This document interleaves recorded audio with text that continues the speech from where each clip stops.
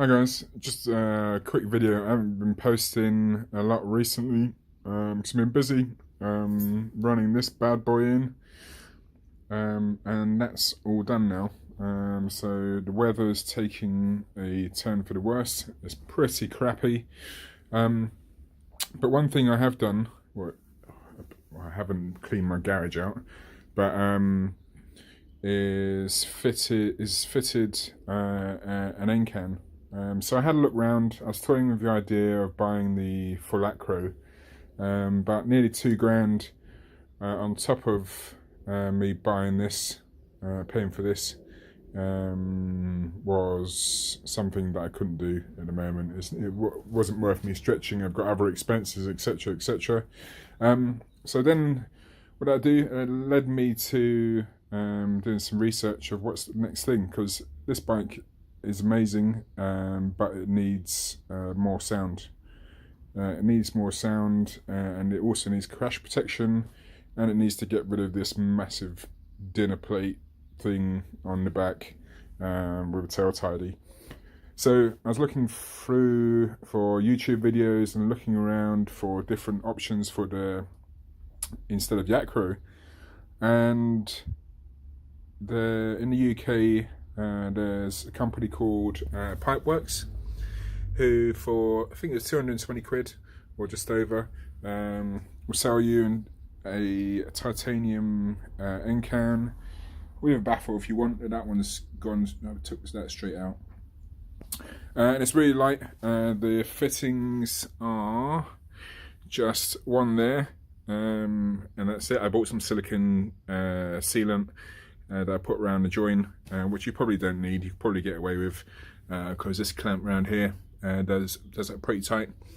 Then you don't need to use this anymore. I could, if I wanted to, get rid of these pillion pegs, but when I'm heading off to France in June around a massive central or central, there's always the chance that somebody else or one of the other guys when the other bikes come, they might need a lift, or I might need to bungee some luggage down to that. So we'll see.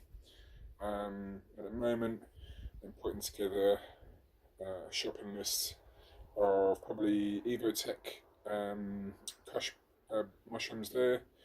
Looking at a radiator guard because that's quite exposed. Then I'm looking for definitely a tail tidy. Under here is the rectifier. Yeah, and that thing there. That's pretty prone. And Evotech do a cover for that. So we'll see. Also, what I'll probably get some stuff for the spindles, for the bobbins there, to go through. So if this does go down, then it won't scratch this up. And more importantly, on the front, it won't scuff the forks. And then I'm looking for maybe some cheap levers to take with me, just in case it goes down. I don't really want to be stranded. You know, this got little to no fairing, so it's just about making sure that the engine's done. I don't know whether to buy some engine cases. Looking at it now, it's probably a good idea. If it's going to go down, it will hit the crush mushrooms. Depending on the angle, you'll take that out. You'll hit the engine casing, and then that's game over. So yeah, maybe I'll get some of those. They do have engine guard at the front, which just keeps the front of the engine nice and clean from all the crap that's going to be kicked up. But that's to me, it's optional. And also, once you start adding it all up, you can easily blow 500, 600, 700 quid extra. But then that was part of not buying the full system, so I'd have some cash to do that. So yeah, so otherwise I've done, let's have a look.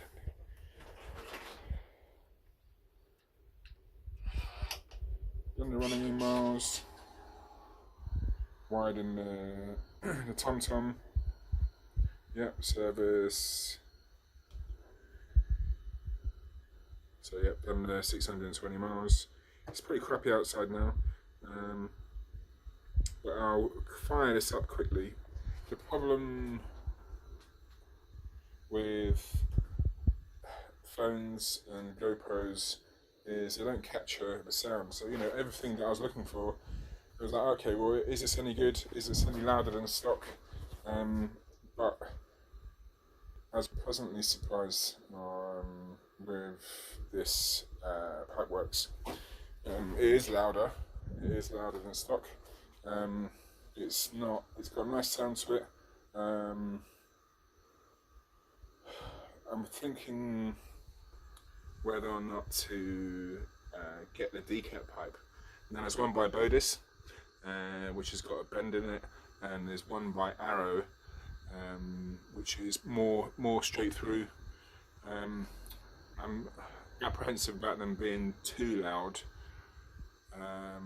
Also, then my options for that, if or when I want to take it on track. So it's a case of, do I go loud and get more power, not be able to use it on track, or do I just keep this and can and see how we get on? You know, it's got enough power, but too much is never enough. It will be interesting to see how different it will ride with a proper remap and straight through exhaust. Then after that, of course, then there's the Rottweiler intake kit.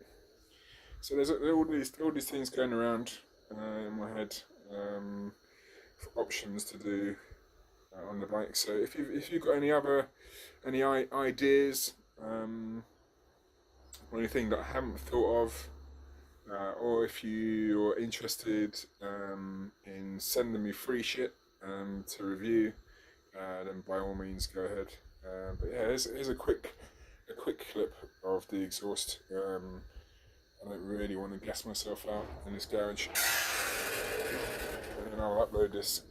I've also got some editing to do on a ride video, but so far it's been a hoot. Right, let's have it.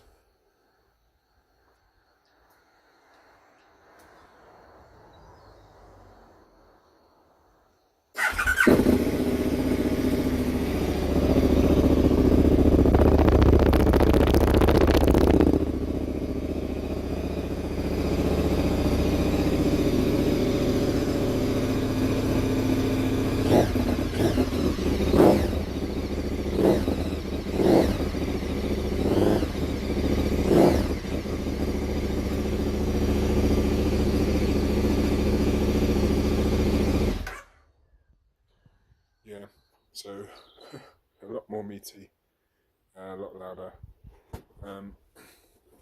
If it wasn't for the fact that it was crap today, I haven't even taken it out for a shakedown or a test ride.